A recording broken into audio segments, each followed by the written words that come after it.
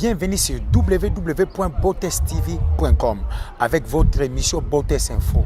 Botes Info, kaka nde to besela bino recherche pour na kolukele makambo oyo ezoleka na ville province à Kinshasa pe partout na Congo. Et ya kokambo ezali Botes Info ana équipe nango esalaki découverte moko ba shege ndenge balilaka matanga. Na kati ya commune place au l'état zali. Mais botala ndenge shege aolela matanga. Aolela matanga ndenge nini? Botala.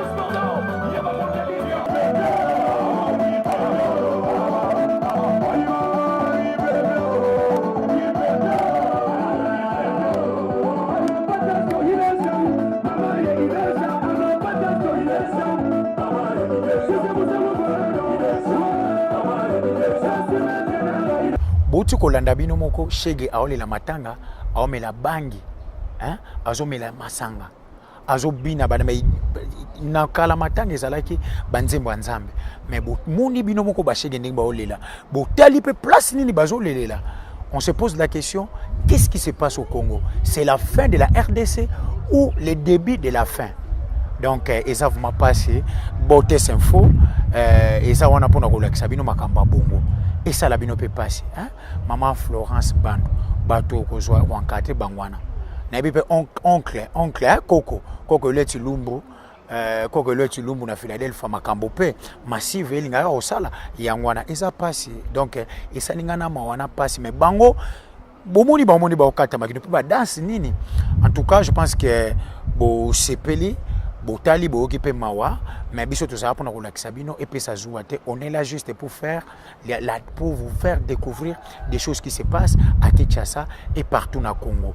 Et voilà émission comme na mona suka mais nazo pesa kambote na bato yo bazala nga bien o basala nga bien oncle Diang motema maman Ariette Lolia maman na Oracle na kebon Eric Tununu Cointro docteur Kapoy MM Monique Mukazi na Toronto na Canada.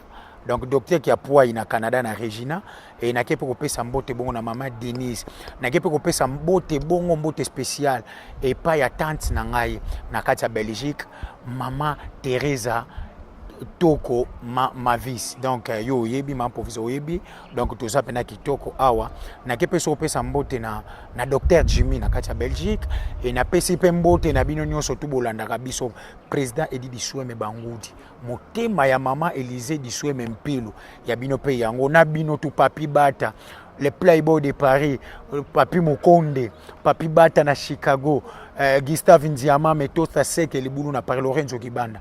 Bino, tu na ma sœur Charlie Matukondolo, donc na mon beau-frère Papi Yalam, et mes bana na ngai nyonso kuna na Paris, Emmanuel Elohim, na Ephraim, donc na personne mbote, Songanzila, Coco Joboke, Maman Bayekula na France, donc Koko Matiki, Gantungunwa, na pesi opembote, talaka katoza na fait de meilleur ve na bino, tokutana la prochaine fois, mais na koti kati 100% pesa merci, na mutu asali ke pobo monanga, Denis Bouene, babi le multisystème, azalate, po basit musubo alo yenge, boko kate, hein? Ya multisystème, Romeo Bis, coordination simba minanga, na le big manager mfuma Congo, mwana mfumo Kibango, à suivre.